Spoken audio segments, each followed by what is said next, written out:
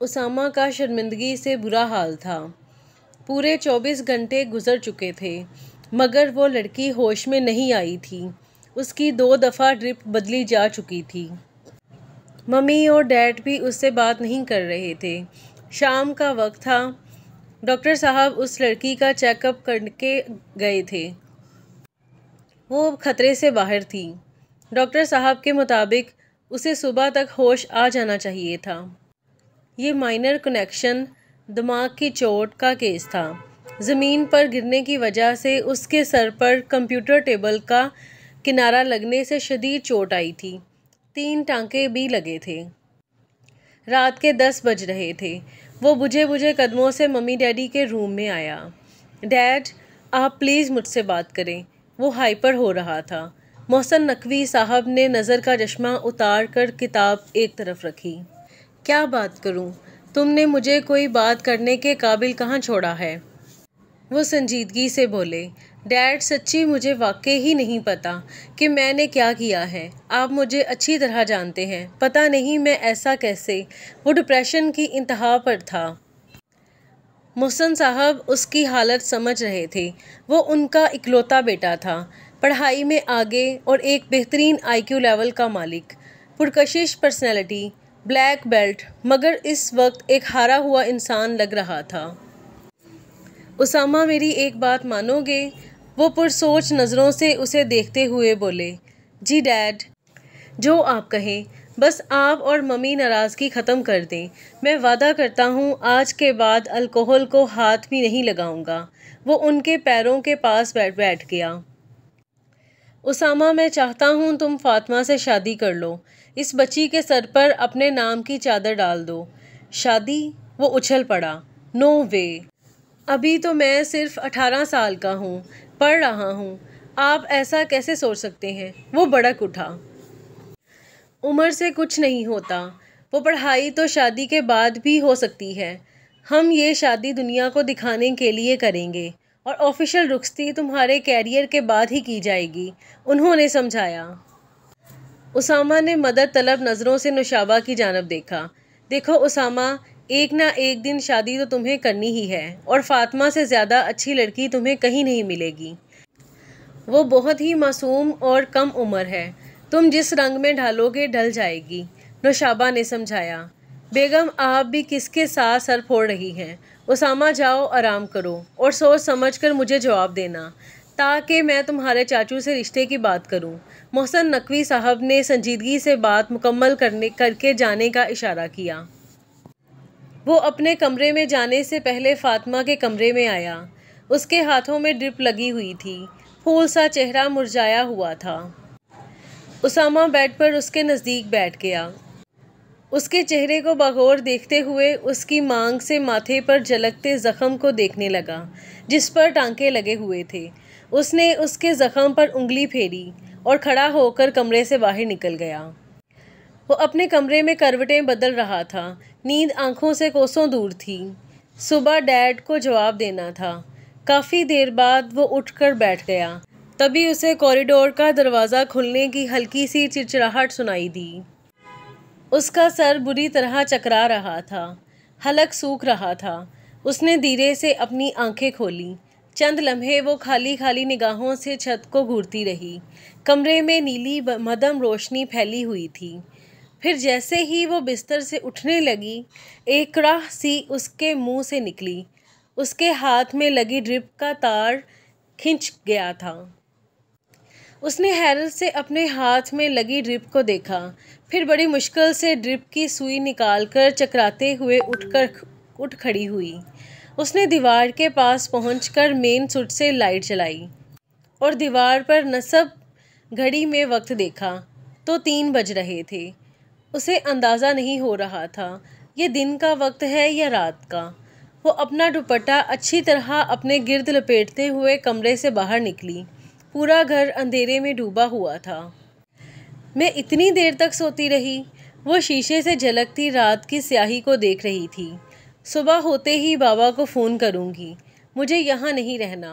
वो अपनी सोचों में उलझी हुई थी।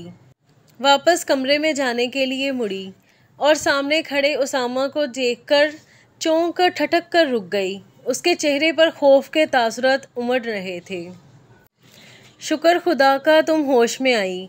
उसामा बोलता हुआ उसके नज़दीक आया ही था कि वो सहम कर पीछे हुई। डरो मत, मैं तुम्हें कुछ नहीं कहूँगा। मैं तुम्हारा कज़न उसामा हूँ। चलो आओ, तुम्हें तुम्हारे कमरे में छोड़ दूँ। उसने अफसोस से फातिमा के सहमे हुए चेहरे को देखा और उसका हाथ पकड़ा। Dare you touch my hand. Fatima ने एक झटके से अपना हाथ छुड़ा लिया। मैं खुद चली जाऊँगी। मुझे तुम जैसे गुंडे बदमाश के सहारे की ज़रूरत नहीं है। वो दबे दबे लहजे में चीख कर बोली।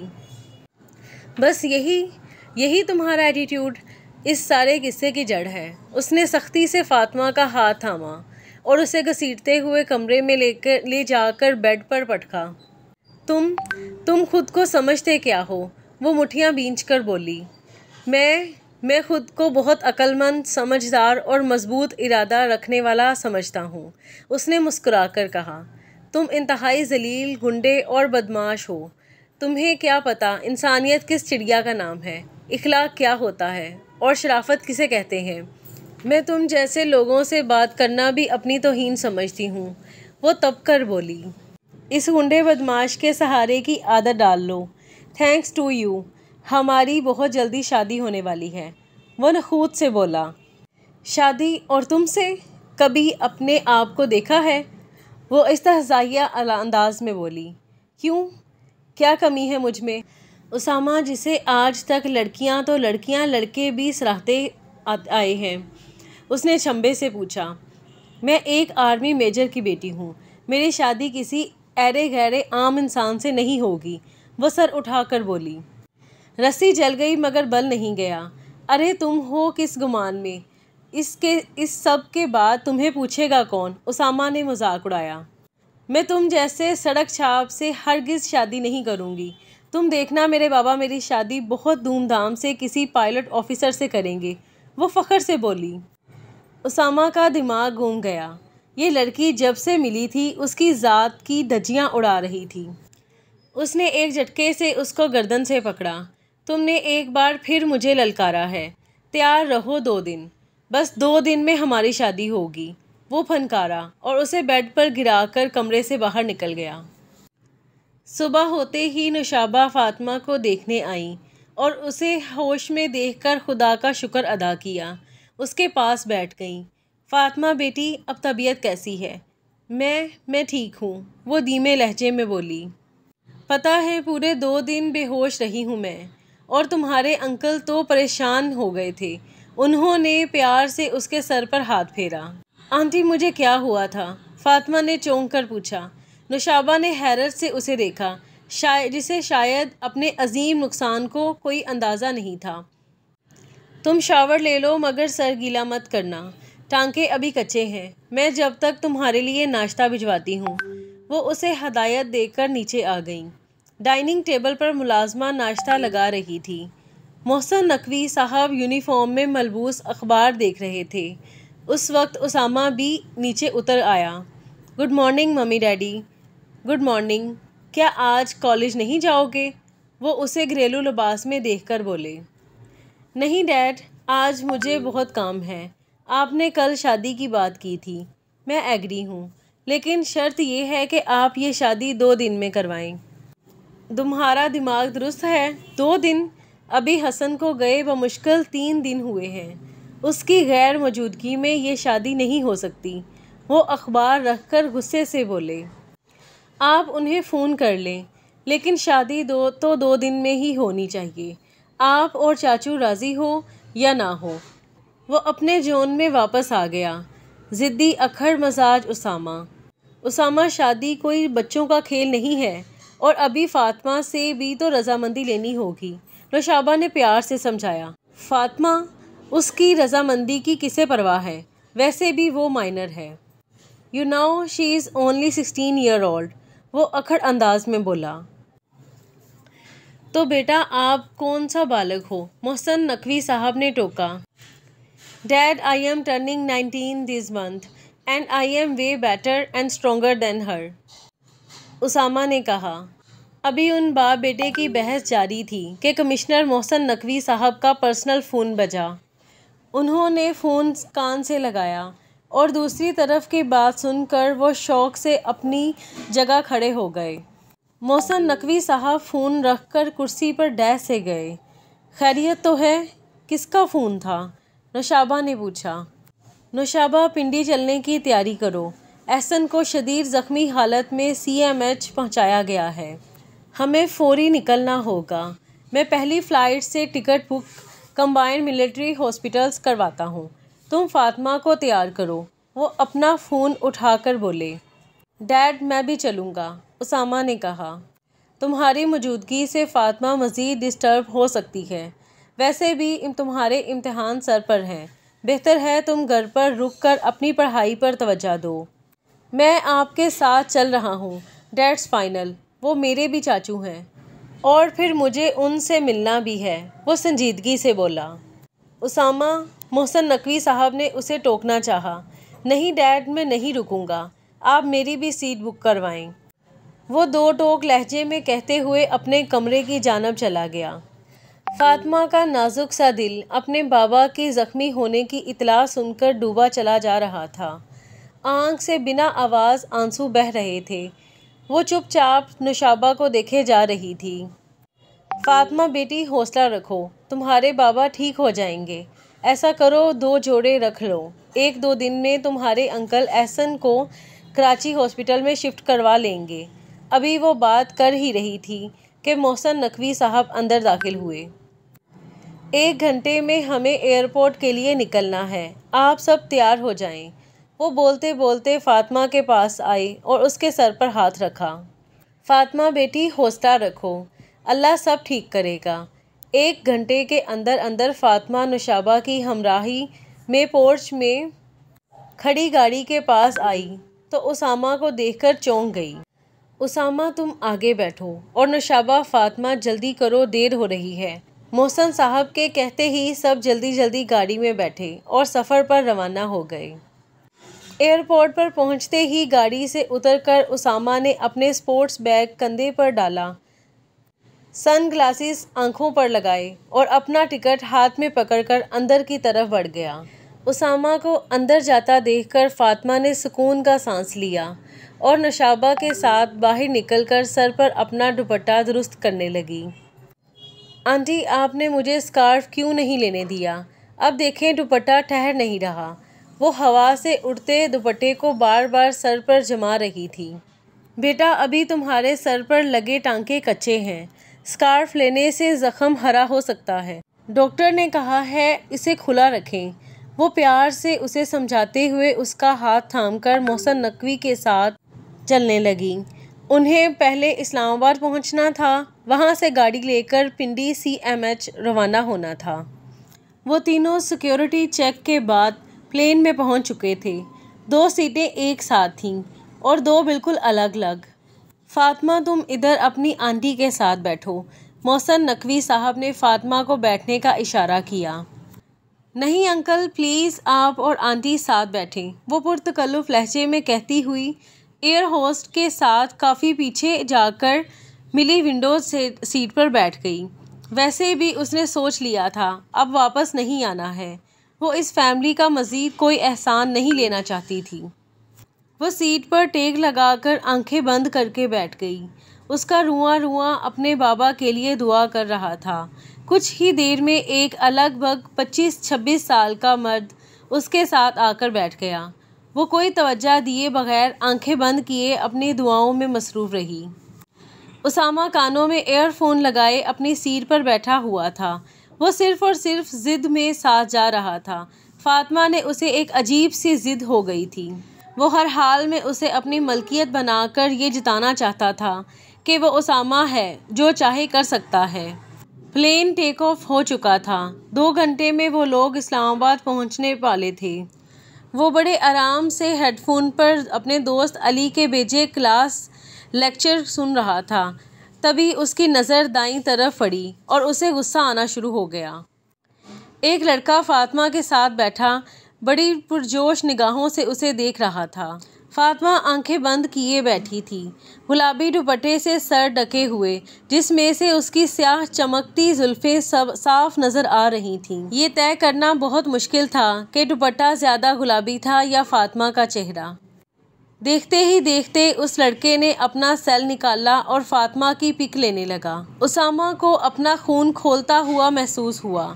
ये उसकी बर्दाश्त की इंतहा थी। वो बेल्ट खोलकर उठा और बिना सोचे समझे तेज़ी से फातिमा की जानिब बढ़ा और उस लड़के को गिरेबान से पकड़कर उसके मुंह पर एक ज़ोरदार पंच मारकर उसका सेल फोन छीन लिया। सब लोग उस तरफ मतवज्जा हो गए। एयर होस्ट लिपक कर उसकी तरफ बढ़ी। सर प्लीज़ आप इन्हें छोड़ें, उसने उसामा से रिक्वेस्ट की। मैंने क्या किया है? मैं तो तुम्हें जानता तक नहीं हूँ, वो शख्स अपने होंठों से रास्ता खून साफ करते हुए बोला। फातिमा आंखों में खौफ लिए ये सब देख रही थी। इस कमीने ने इनकी पिक्स ली हैं। वो इसका सेल फोन अपने पैरों से मसलते हुए फातिमा की तरफ इशारा करते हुए बोला। हाँ ली हैं पिक्स, फिर तुम्हें क्या प्रॉब्लम है? ये मेरी गर्लफ्रेंड भी हो सकती है, तुझे क्या तकलीफ़ है? वो इस तरहसिया अंदाज में बोला।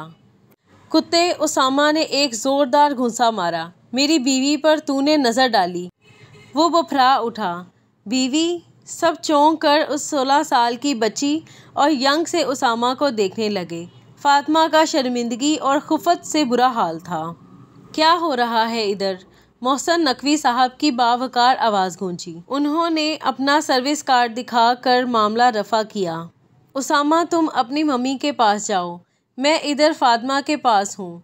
जाओ भी अब, वो गुस्सा दबाते हुए बोले।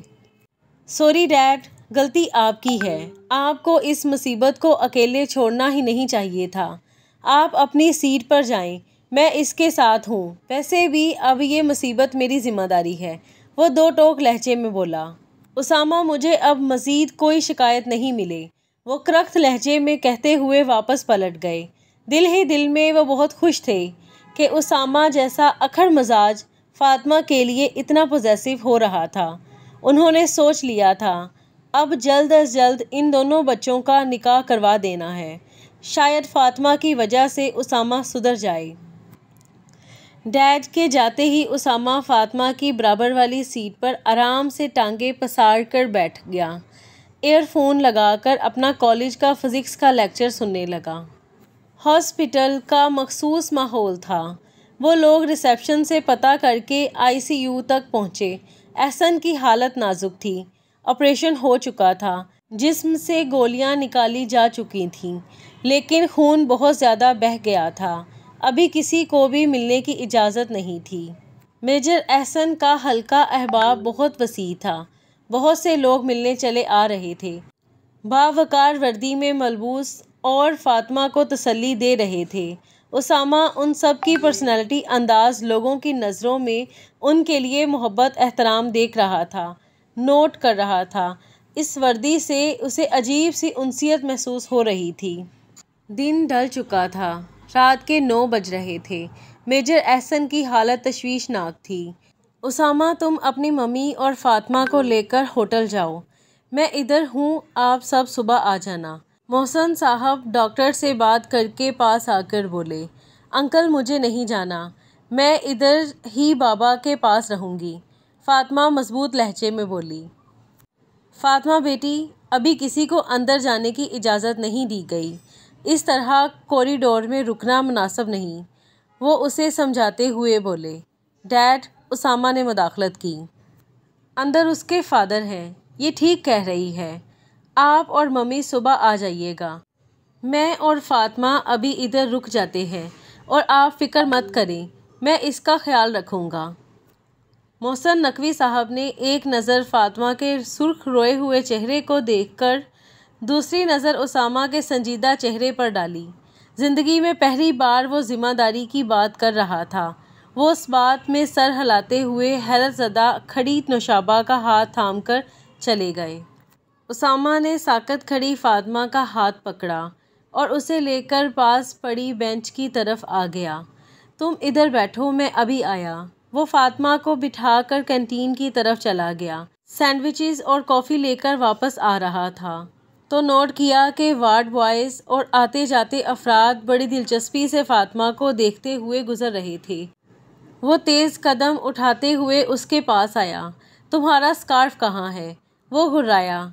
फातिमा ने हैरत से उस सर पर फिरे को देखा। वैसे तो हर वक्त मुल्लानी बनी फिरती हो और पब्लिक प्लेस पर ऐसे बिना पर्दे बैठी हुई हो। वो तपे तपे लहजे में बोला। ऐसे टुकर टुकर क्या देख रही हो? अपना स्कार्फ पहनो और दुपट्टा ढंग से लपेटो। वो मेरे पास स्कार्फ नहीं है। सर पर चोट की वजह से आंटी ने लेने नहीं दिया।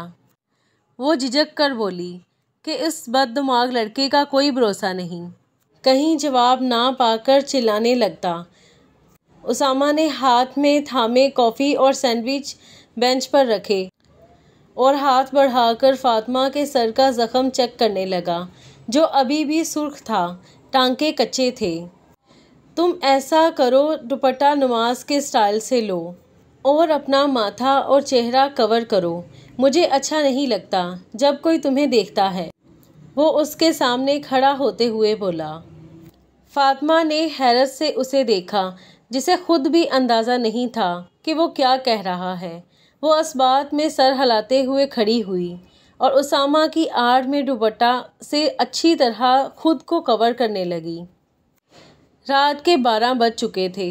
वो दोनों बेंच पर बैठे हुए थे जब फातिमा कॉरिडोर में एक भारी मर्दाना आवाज़ गूंजी। फातिमा ने चौंक कर सर उठाया।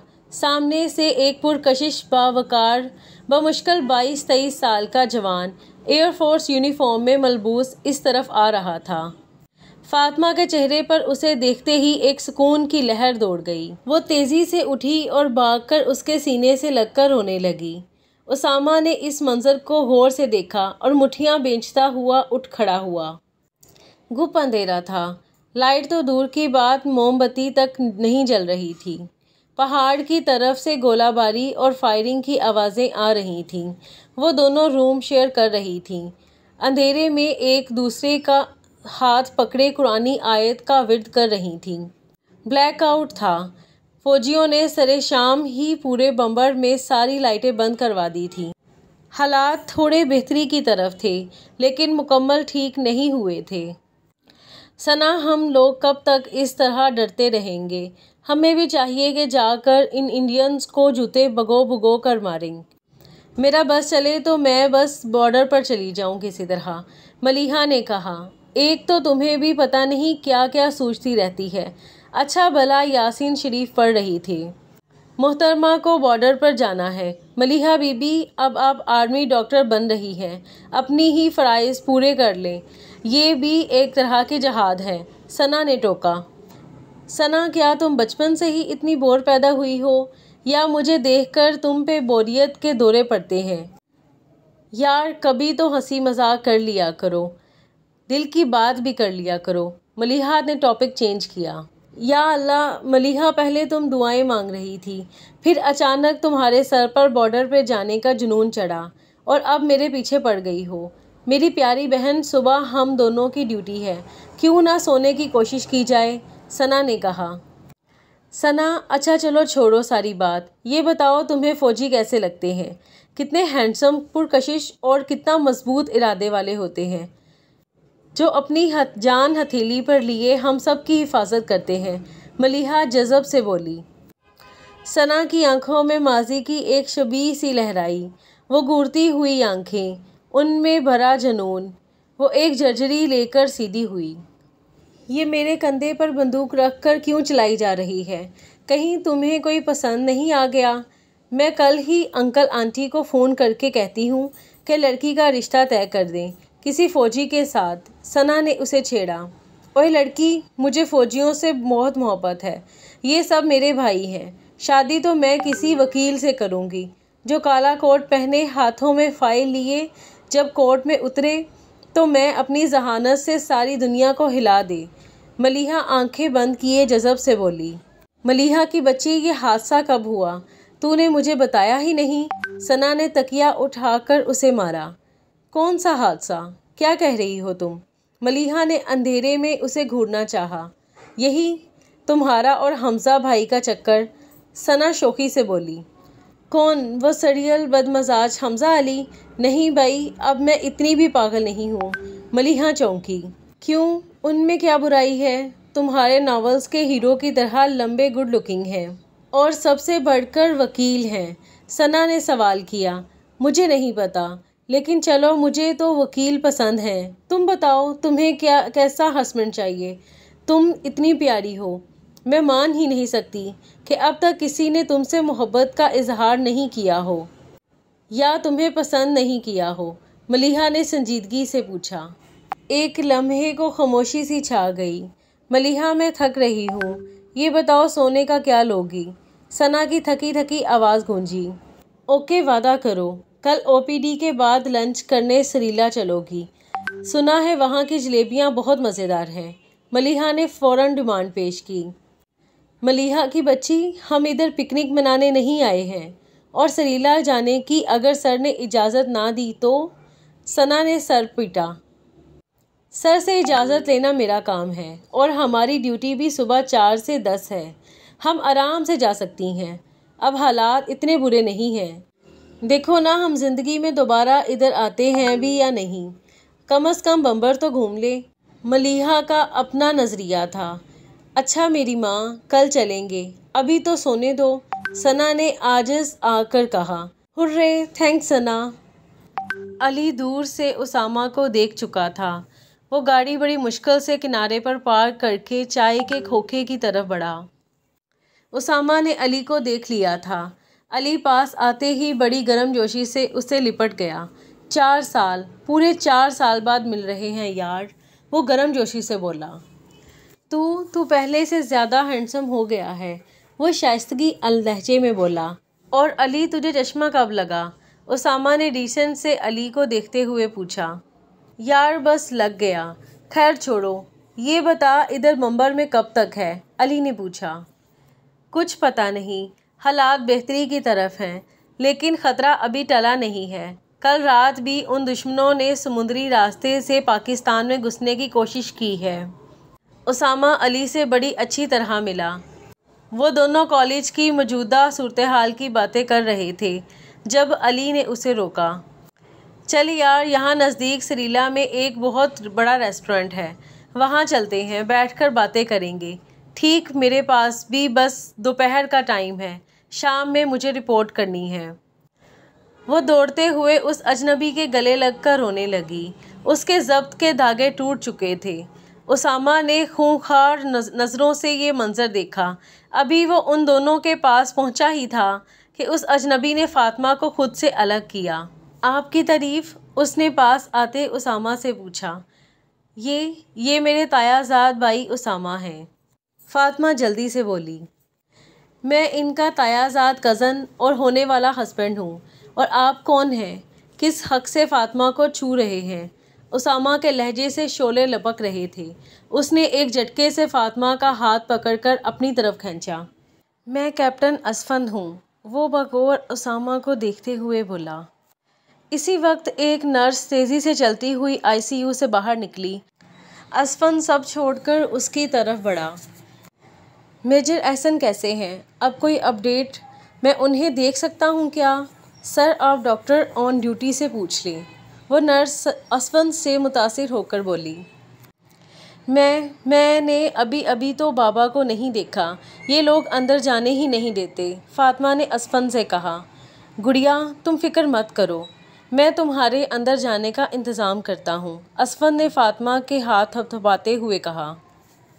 How dare you touch her? Usama ने एक झटके से असफंद का हाथ हटाया।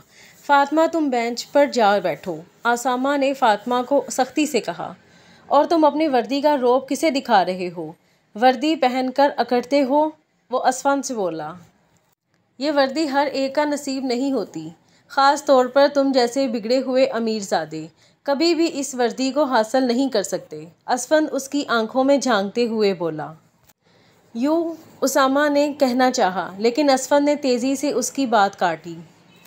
यंग मैन, मेरे पास तुमसे उलझने का वक्त नहीं है, वरना। असफंद बात कर ही रहा था कि ड्यूटी डॉक्टर इधर ही आ गया। कैप्टन असफंद, कैसे हैं आप? वो बड़ी गर्मजोशी से असफंद से मिला। कुछ देर मेजर एहसन की तबीयत डिस्कस करके असफन ने फ़ातिमा के अंदर उनके पास ठहरने की परमिशन ली और फिर फ़ातिमा को अंदर जाने का इशारा किया। फ़ातिमा तेज़ी से उठी और बिना उसामा की तरफ देखे अंदर चली गई। डॉक्टर से फ़ारग होकर असफन भी आईसीयू की तरफ बढ़ गया।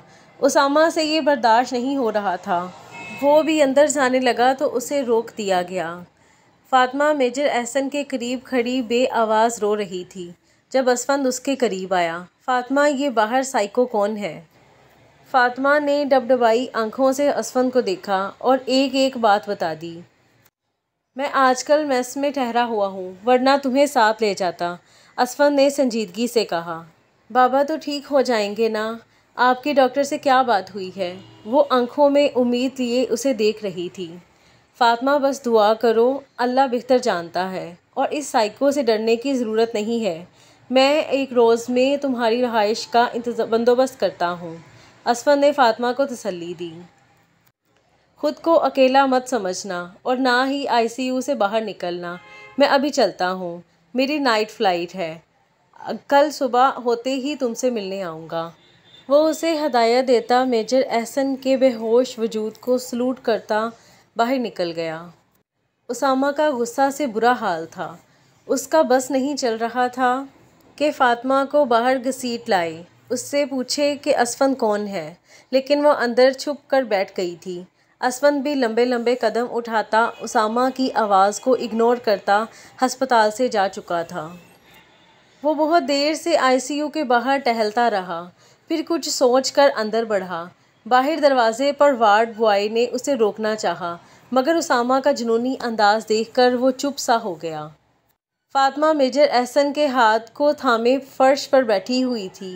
बाप की मौजूदगी का एहसास ही उसके लिए बहुत था। न जाने कितना वक्त गुजर चुका था। जब किसी ने फ़ातिमा के कंधे पर हाथ रखा, वो चौंक पड़ी तो उसामा को देखकर सहम गई। उसामा ने एक झटके से उसे खड़ा किया और घसीटते हुए बाहर ले आया। छोड़ो मुझे, आईसीयू से बाहर आते फ़ातिमा चिल्लाई। उसामा ने एक खुश्क नज़र उस पर डाली और उसे बेदर्दी से घसीटता हुआ अस्पताल के गार्डन में ले आया। कौन था वो आदमी? उसने फ़ातिमा को गर्दन से पकड़ा। फ़ातिमा की नाजुक गर्दन उसामा की सख्त गिरफ्त में थी। वो तड़प रही थी, मचल रही थी, मगर उसामा पर कोई असर ना था। बोलो, जवाब दो, कौन था वो आदमी? तुम जवाब क्यों नहीं देती हो? उसामा घुर्राया। फ़ातिमा की आंखों से तकलीफ़ की शिद्दत से आंसू बहने लगे। उसामा उसकी आंखों से बहते आंसुओं को देखकर थोड़ा ठंडा पड़ गया। एक बात कान खोल कर सुन लो और अच्छी तरह अपने छोटे से दिमाग में बिठा लो। देखो फ़ातिमा, मुझे तुमसे कोई मोहब्बत वगैरह नहीं है, लेकिन जाने अनजाने में मेरा नाम तुमसे जुड़ चुका है। मेरी परछाई तुम पर पड़ चुकी है। तुम मेरी ज़िद बन चुकी हो। इसे जुनून मत बनाओ, और जिस चीज़ पर मेरा हक है उसे कोई और देखे या छुए, ये मुझे बर्दाश्त नहीं। अंडरस्टैंड? उसने एक झटके से फ़ातिमा को छोड़ा। फ़ातिमा दोनों हाथों से अपना गला पकड़े खांसते हुए पीछे हुई। उसका चेहरा तकलीफ़ की शिद्दत से सुर्ख पड़ गया था। गर्दन पर उसामा की उंगलियों के निशान पड़ चुके थे। वो आंखों में नफ़रत लिए उसामा को देखकर नफ़ी में सर हिलाते हुए भागती हुई वापस अंदर चली गई। उसामा फ़ातिमा की स्याह आंखों में नफ़रत और डर देखकर अपना सर थामते हुए घास पर गिर गया। वो उससे डराना नहीं चाहता था, लेकिन पता नहीं क्यों उससे कोई काम सीधा भी नहीं हो रहा था। जलन हो रही थी, लेकिन क्यों? इस क्यों का कोई जवाब नहीं था। हल्की हल्की सी सफ़ेदी फैलने लगी। फजर का वक्त होने वाला था। खुदा के करम से मेजर एहसन को होश आ चुका था, लेकिन खून बहुत ज़्यादा बह जाने की वजह से कमज़ोरी बहुत थी। डॉक्टर्स ने फ़ातिमा को बाहर वेट करने को कहा। वह सर झुकाए अपने बाबा को देखती बाहर निकलकर बेंच पर बैठ गई। मोहसिन नकवी साहब और नशाबा फजर पड़ते ही हॉस्पिटल पहुंच चुके थे। हॉस्पिटल के अंदर अहाते में दाखिल होते ही उन्हें इतनी ठंड में उसामा घास पर बैठा नजर आया। फ़ातिमा किधर है? मोहसिन नकवी साहब ने पूछा। वो कोई भी जवाब दिए बिना खाली खाली नज़रों से मोहसिन साहब को देखता रहा। उन्हें इसका अंदाज़ गैर मामूली महसूस हुआ। उसामा, माई सन, व्हाट्स हैपेंड? नशाबा ने उसके शानों पर हाथ रखा। नशाबा, आप ऊपर जाएं, फ़ातिमा को चेक करें, एहसन की तबीयत देखें। मैं थोड़ी देर में उसामा को लेकर आता हूँ। मोहसिन नकवी साहब ने नौशाबा को ऊपर आईसीयू की जानब जाने की हिदायत दी, मगर नौशाबा ने कुछ कहना चाहा। आप फिक्र मत करें, मैं इसे देख रहा हूँ, वो दो टोक लहजे में बोले। नौशाबा के जाते ही वो उसामा के पास वही घास में बैठ गए। उसामा, अपने डैड से शेयर नहीं करोगे? उन्होंने दोस्ताना लहजे में पूछा। डैड, क्या मैं बहुत बुरा इंसान हूँ? उसने सवाल किया। नहीं, तुम तो बहुत समझदार लड़के हो, और सबसे अच्छी बात पता क्या है? तुम अपनी गलती सुधारना जानते हो, उन्होंने कहा। तो फिर वो मुझे इतनी नफ़रत और हकारत से क्यों देखती है? वो मेरी बात क्यों नहीं सुनती? वो क्यों मुझे इतना गुस्सा दिलाती है? वो हज़ियाती अंदाज में बोला। किसकी बात कर रहे हो? उन्होंने दिल में उठते खदशात दबाते हुए पूछा। फातिमा की। मैं मानता हूँ मुझसे गलती हुई है, लेकिन मैं कसम खाकर कहता हूँ, मुझे आज भी याद नहीं कि मैंने उसके साथ क्या किया है। मैं कभी भी ऐसा कैसे कर सकता हूँ? लेकिन फिर भी मैं अपनी गलती तस्लीम करता हूँ, आपकी बात मानता हूँ, उसे अपने निकाह में लेने को तैयार होता हूँ। वो मुझे नफ़रत से देखती है, मेरे ऊपर उस वर्दी वाले एयर फोर्स के कैप्टन को तरजीह देती है, उसके गले से लगती है, और मुझे बताती भी नहीं कि वो कौन है। और वो कैप्टन मुझे कहता है मुझ जैसे लोगों को वर्दी कभी नहीं मिलती। उसामा अपना दिल खोल रहा था। जो भी था, वो अभी इतना बड़ा और मैच्योर नहीं था कि मामले की बारीकियों को समझता। उसामा, मुझे तुम पर यकीन है, और रही बात फातिमा से निकाह की, तो वो तुम पर कोई ज़बरदस्ती नहीं है। तुम भूल जाओ फातिमा और निकाह को। रिलैक्स करो, तुम्हारे इंटर के इम्तिहान होने वाले हैं। मैं चाहता हूँ तुम हमेशा की तरह पुरजोर कामयाबी हासिल करो। और बेटा, तुम्हारे तो बाप दादा और परदादा सबका ताल्लुक़ फ़ौज से है। मुझे पूरा यकीन है, अगर तुम दिल से चाहो तो आर्मी, एयर फोर्स, नेवी, जिस फील्ड में चाहो झंडे गाड़ सकते हो। तुम्हारे अंदर खुदादाद सलाहियत है। वर्दी पहन के अपना आप प्रूफ करो। उन्होंने बहुत संजीदगी से अपने अखड़ दिमाग बेटे को समझाया। डैड, वो कपड़े झाड़ते हुए खड़ा हुआ। निकाह तो मैं फातिमा से ही करूँगा। आपको एयरफोर्स पायलट बनकर दिखाऊंगा। उसके चेहरे पर अज़म था, जुनून था। ओके, जैसा तुम चाहो, लेकिन अभी तुम होटल जाओ, थोड़ा आराम करो। मैं भी एहसन को देखकर आता हूँ, उन्होंने हदायत दी।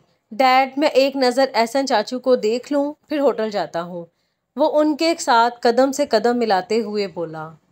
मेजर एहसन को होश आ चुका था और उन्हें रूम में शिफ्ट कर दिया गया, तो फातिमा और नौशाबा दोनों उनके पास थीं। फातिमा उनका हाथ पकड़कर रोए चली जा रही थी। नौशाबा उसे मुसलसल समझा रही थीं। फातिमा गुड़िया, अब बस करो, तुम्हारे रोने से मुझे तकलीफ़ हो रही है। वो बड़ी मुश्किल से बोले। बाबा, अगर आपको कुछ हो जाता तो मैं मर जाती, वो उनका हाथ आंखों से लगाते हुए बोली। फातिमा, बुरी बात, एक मेजर की बेटी और इतनी कमज़ोर, बहुत बहुत बुरी बात है। अभी तो तुम्हें अपनी माँ की तरह डॉक्टर बनना है, उसके और मेरे सपने पूरे करने हैं। मेजर एहसन ने उसे डांटा। सॉरी बाबा, फातिमा ने कान पकड़कर कहा। अस्सलाम वालेकुम जवान, ये क्या हाल कर लिया है जिगर ने? मोहसिन नकवी साहब ने अंदर आते हुए कहा। अरे भाई साहब, आप? एहसन के चेहरे पर अपने भाई को देखकर चमक आ गई। अस्सलाम वालेकुम चाचू। तभी उसके पीछे खड़े उसामा ने आगे आकर सलाम किया। फातिमा उसामा को देखते ही सहम गई और उसने सख्ती से मेजर एहसन का हाथ पकड़ लिया। मेजर एहसन ने एक नज़र फातिमा को देखा और उसके चेहरे पर खौफ था। उसके गर्दन पर सबत सुर्ख उंगलियों के निशान मेजर एहसन की अकाबी निगाहों से छुपे नहीं रहे थे। वालेकुम अस्सलाम, ये जवान यकीनन हमारा उसामा बेटा है, वो खुशदिली से बोले। 5 साल के थे जब तुम्हें बोर्डिंग स्कूल भेजा था, बस उसके बाद से कभी मुलाकात ही नहीं हुई, मेजर एहसन ने कहा। मोहसिन नकवी और उसामा कुछ देर मेजर एहसन से बात करते रहे। फिर मोहसिन नकवी साहब ने उसामा को मुखातब किया। उसामा बेटे, तुम और फातिमा कल से हॉस्पिटल में हो। ऐसा करो, अपनी मम्मी के साथ अभी दोनों होटल चले जाओ, थोड़ा रेस्ट करके कपड़े बदल कर आ जाना। अंकल, मैं? मोहसिन भाई, आप फातिमा को मेरे पास ही रहने दें, मेजर एहसन ने फातिमा की बात काटते हुए कहा। लेकिन एहसन, बच्ची कल से जाग रही है, वो उलझे। कोई बात नहीं, अपने बाबा के पास सो जाएगी। अभी मेरा दिल इसे अपने साथ रखने का चाह रहा है। उसामा नुशाबा के साथ खुदा हाफिज़ कहता दोपहर में आने का कहकर चला गया। फातिमा गुड़िया, तुम सोफ़ा पर लेटकर रेस्ट कर लो। मेजर एहसन ने अपने बेड से सफ़ेद चादर उठाकर बमुश्किल फातिमा को दी। वो सर हिलाते हुए चादर सर तक तान कर लेट गई। फातिमा के सोने का इत्मीनान करने के बाद मोहसिन नकवी साहब एहसन से मुखातब हुए। एहसन, तुम्हारे अंदरूनी ज़ख़म में गोली का जहर फैलने से इन्फेक्शन हो गया है। मैं सोच रहा हूँ तुम्हें कराची हॉस्पिटल ट्रांसफ़र करवा लूँ। इस तरह तुम मेरी नज़रों के सामने रहोगे और फातिमा भी अकेली नहीं होगी। भाई साहब, कोई बात हुई है क्या? एहसन ने संजीदगी से पूछा। अरे कोई बात नहीं, तुम फिक्र मत पालो, सब ठीक है। बल्कि तुम ठीक हो जाओ तो सोच रहा हूँ अपने बच्चों को रिश्ते में बांध देते हैं। इस तरह मुझे भी बेटी मिल जाएगी और तुम्हें बेटा। इससे पहले कि मेजर एहसन कुछ कहते, मोहसिन नकवी का फ़ोन बजा। एहसन, वज़ीर आलम सिंध का फ़ोन है, कॉन्फ्रेंस कॉल कॉन्फिडेंशियल में बात करके आता हूँ। वो फ़ोन उठाते हुए बाहर निकल गए। मेजर एहसन को अल्लाह ताला ने बहुत सब्र बर्दाश्त से नवाजा था। इस वक्त वो शदीद दर्द और तकलीफ़ में थे, मगर अपने प्यारों हत्ता के डॉक्टर तक को कुछ नहीं कहा था। उसामा जैसे कड़ियल जवान को देखकर जहाँ वो खुश हुए थे, वही फातिमा का उसे देखकर सहम जाना और उनका हाथ पकड़ना उनकी नज़रों से ओझल नहीं था। अभी वह सोच में गुम थे कि दरवाज़ा खुला। कैप्टन असफन अंदर आए। अस्सलाम वालेकुम सर। वालेकुम अस्सलाम जवान, कैसे हो? उनकी आंखों में असफन को देखकर चमक सी दौड़ गई। असफन अपनी कैप उतारकर उनके पास बेड पर बैठ गया। अब वो दोनों बातें कर रहे थे। बातों बातों में एहसन अपनी परेशानी का जिक्र कर चुके थे और मोहसिन नकवी साहब की ख्वाहिश बता चुके थे। असफन ने भी उन्हें कल उसामा से अपनी मुलाकात और फातिमा की बताई सारी तफसीलात बताईं। सर, वो लड़का फातिमा को लेकर बहुत सीरियस है, लेकिन उसके अंदर एक जुनून है। अब जो आप कहें वो अदब से बोला। असफन, फातिमा मेरी इकलौती बेटी है और मुझे अपनी बेटी का मुस्तकबिल हर हाल में महफूज रखना है। वादा करो, अगर मुझे कुछ हो गया तो फातिमा की हिफाजत करोगे और अगर उस रिश्ते के लिए वो राज़ी नहीं है तो उसे मजबूर नहीं किया जाएगा। मेजर एहसन की सांस फूल रही थी। सर, आप ज़्यादा मत बोलें, रेस्ट करें, मैं डॉक्टर को बुलाता हूँ। असफन उनकी बिगड़ती तबीयत को देखकर खड़ा हो गया। असफन, वादा करो। क्या आपको मुझ पर यकीन नहीं है सर? फातिमा मेरी भी गुड़िया है, उसकी हिफाजत करूँगा, उसका हर ख्वाब पूरा करूँगा। असफन ने एहसन का हाथ थाम कर कहा। मेजर एहसन की बात सुनकर सुकून से आंखें मूंद कर लेट गए। असफन ने डॉक्टर को कॉल कर लिया था। वो मेजर एहसन को इंजेक्शन देकर चला गया था। मोहसिन साहब के आने से पहले असफन भी चला गया था। यहीं पे किस्त नंबर 3 का इख्तिताम होता है। नेक्स्ट वीडियो इसकी डिस्क्रिप्शन में और इसके एंड स्क्रीन पे आपको मिल जाएगी।